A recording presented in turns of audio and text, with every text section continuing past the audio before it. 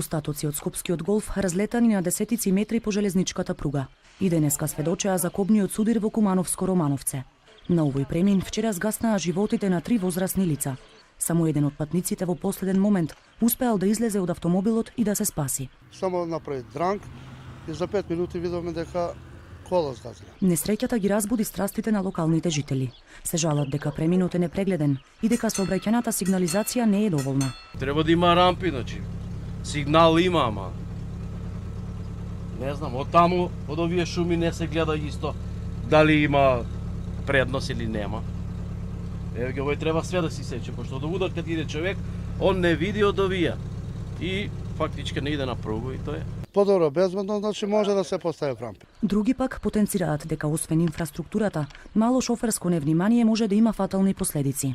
Сигнализација обавезно има, овдека ја нон-стоп проваѓам, има си там, али треба се поштуват.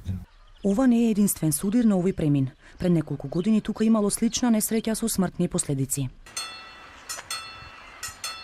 Небезбедни железнички премини или човечко невнимание. Несреќата во Кумановско-Романовце отвара горчливи проблеми.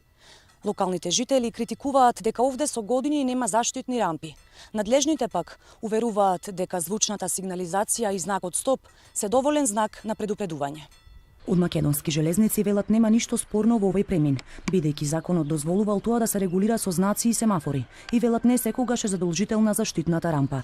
Вакви железнички премини се чести во помалите населени места, а особено опасни се дивите премини, каде нема никаква сигнализација.